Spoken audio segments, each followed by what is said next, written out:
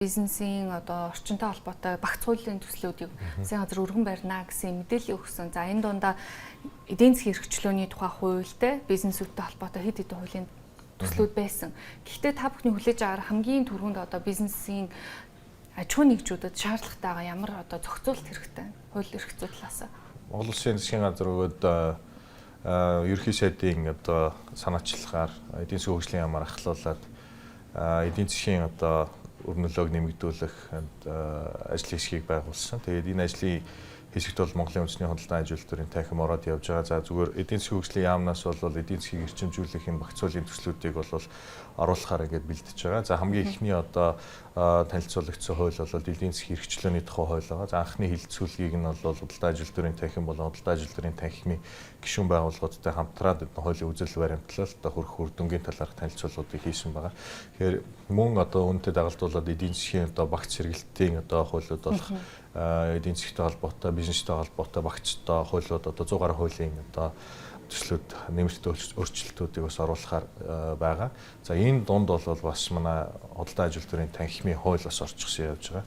Худалдан аж үйлдвэрийн танхимын тухай хуулийг бид 23 онд анх одоо судалгаан дээр үндэслээд шинжлэх хэм шаардлагатай юм байна гэж үзээд энэ хуулиа одоо улсын хурлын гишүүдтэй хамтраад одоо өргөн барьсан. За нэг удаа буцчихсан байгаа. За бид энэ хугацаанд бас сайжруулалтуудыг хийгээд бас дахиад одоо өргөн барихаар бэлдэж байна. За энэ одоо гол одоо манай худалдан аж үйлдвэрийн танхимын тухай хуулийн одоо үзэл баримтлал концепц нь бол танхимуудын танхим болъё гэсэн ийм үзэл баримталтай байж байгаа. Одоо салбарын дагншин танхимууд бий болох ёстой.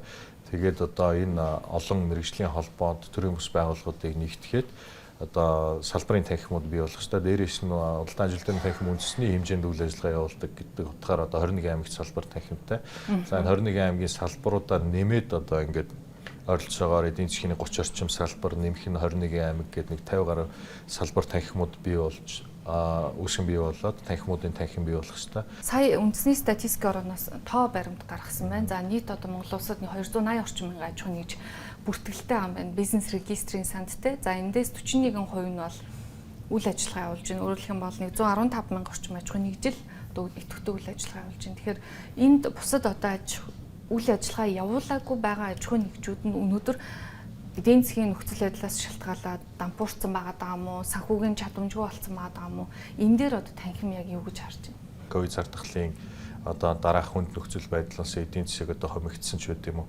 Иймэрхүү нөхцөл байдлууд дээр бол аж ахуй нэгжүүд тодорхой одоо үйл ажиллагаагаа зогсоох хаах юм одоо нэг хэсэг байсан. За дээрээс нь одоо энэ аж ахуй нэгжүүдийг одоо үйл ажиллагаагаа зогсоох болоод энэ дампуурлаа зарлагтай холбоотой энэ хууль эрх зүйн одоо тодорхойгүй байдлууд байгаа тань. Жишээлх юм бол одоо дампуурлын тухай хуулиараа бол аж ахуй нэгжүүд одоо дампуурлаа зарлахын тулд шүүхэд хандж чинь, шүүхэд хэрэг үүсгэж чинь. За тэгээд процесс нь маш удаан явагдана. Хэрвээ шүүхэд хэрэг үүсгэх одоо үндслэлтэй байна гэж үзэх юм бол дараагийн шат руугаа шилжин дахиад одоо 30 хоногийн хугацаанд одоо тухайн одоо аж ахуй нэгжийг одоо үйл ажиллагаа явуулах боломжгүй, хөрөнгийн баталгаагүй цаашаа үйл ажиллагаа явуулах одоо чадамжгүй гэж үзэх юм бол одоо цаашаа процедураараа дампуурах одоо олон нийтэд зарлах дахиад бас процессын дагуу явагдана. Хэрвээ тийхгүй гэд энэ үйл ажиллагаа явуулах боломжтой одоо төлбөрийн одоо боломжтой компани байна гэд үзэх юм бол дахиад одоо буцаагаад нөгөө татварын өр төлбөрийн асуудал нөгөө компани дээр очдог. Тэгээ энэ асуудлууд нь цаашдаа ингээд нөгөө компанид их дарамттай зүгээр одоо дампуурлаа зарлаад ингээд орхичж болдоггүй. Ийм учраас одоо аж ахуй нэгжүүд одоо орхичж байгаа юм.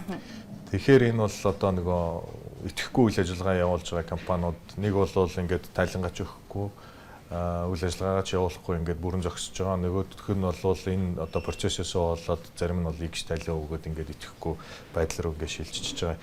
Ийм үе шатад байгаа. Тэгэхээр энэ одоо дампуурлалтай холбоотой, компани татан болгохтой холбоотой энэ асуудлуудыг бас одоо дахин эргэж харах хэрэгцээ шаардлага байгаа. Өөрөөр хэлбэл хуулинд өөрчлөлт оруулах. Тийм, хуулинд өөрчлөлт оруулах. Илүү хялбаршуулах гэсэн. Тийм, илүү хялбаршуулсан байдлаар одоо жишээлбэл заавал одоо аж ахуй нэгж одоо өөрийгөө одоо чадамжгүй боллоо гэдгээ зүгээр үйл ажиллагаагаа явуулахаа болоод зогсоогоод компани татан болгочих боломжийг л олох хэрэгтэй юм л да. Тэгэхгүй одоо энэ хуулийн энэ олон процедур, энэ олон шахалт тэгээд эргээд энэ одоо хэрвээ нотолж чадахгүй бол дахиад татварын өөр төлбөрт орж байгаа дарамтаас болоод энэ компаниуд тань болох дараа дампууруулахын үйл ажиллагаануудад саатаадах. Энээс болоод одоо саяны таны дурдсан энэ итгэхгүй компаниудын тоо бас нэмэгдэж байгаа. За бас энэ эдийн засгийн орчимтой холбоотой бас үйл ажиллагаа нь хомигдож байгаа аж ахуй нэгжүүд ч байгаа. За энэ дээр бол маш олон одоо хүчин зүйлүүд байгаа юм л да. Худалдаа ажил төрийн танхимаас бол бизнесийн орчны судалгаа, хүн сурталчилын индекс, за их мэтлэнгээр олон төрлийн судалгаануудыг хийж байгаа. Тэгээд энэ судалгаануудын үр дүнгээс нь харахад бол бизнесийн орчин бол төдийлөн одоо сайн биш байна. 268 гэсэн одоо дунджаас доогуур үнэлгээтэй байна. Тэгэхээр бизнес эрхлэхийн орчныг одоо сайжруулах юм шаардлагатай. Тэгээд манай аж ахуй нэгжүүдийн хувьд бол үйл ажиллагаагаа өргөжүүлэх төлөй гэхээр санхүүгийн одоо чадахаас болоод одоо хямдх усүртэй зээлч гэдэг юм уу олдоц таарах юм байна. За дээрээс нь бол энэ нөгөө зээлийн нөхцлүүд маш өндөр байгаа тийм. Тэгээд сүүлийн үед бол арилжааны банкудаас олгож байгаа энэ нэг зээлүүд ч гэсэн бас төдийлөн одоо өндөр хүтээ ч гэсэн одоо олдоц багтай байгаа ийм асуудлууд байна. Мөн одоо чадвартай ажиллах хүчин одоо хомс байна. Одоо сүүлдээ бол ерөөсөө компани аж ахуй нэгжүүдэд бол ажиллах хүчний одоо олох асуудал бол маш хүндрэлтэй. Хүний нөөцийн асуудал бол маш хүндрэлтэй байгаа тийм. Манай аж ахуй нэгжүүд одоо нэгээс одоо 9 хүртэл ажилтнтай одоо жижиг дунд бичил бизнесүүд бол дийлэнх нь байгаа. Тэгэхээр энэ одоо аж ахуй нэгжүүд маань том дунд болоод том аж ахуй нэгжүүдтэй хүний нөөцийн одоо энэ зах зээл дээр өршөлдөх боломж байхгүй.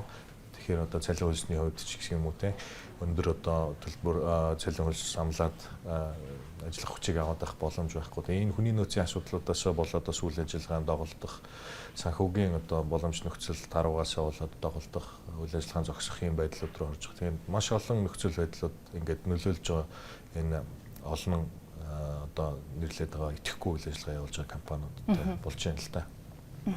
Таасаа хэлж энэ ерөн зөв шүүхтэй холбоотой процессуудыг бол нэлийн хэлбэрчлэх ёстой гэж байна. Гэхдээ нөгөө талаасаа энэ процессыг хэлбэрчлээд одоо хүснэ нь компани дампууруулаач гэдэг юм уу те төлбөрийн чадваргүй боллоо гэд зарласан тохиол хариуцлагын асуудал яригдана. Тэгэхээр компаниуд өөрсдөө ер нь яг энэ дээр хэр хариуцлагатай байдیں۔ За цаг тухайд нь тайлангаа гаргаж өгд юм уу? Бизнесүүд өөрсдөө бизнесийнхаа соёлыг те одоо энэ зөв зарчмаар нь явуулах дээр хэр өөрчлөгдөж сайжир шинжлэгдэж чадж байгаа.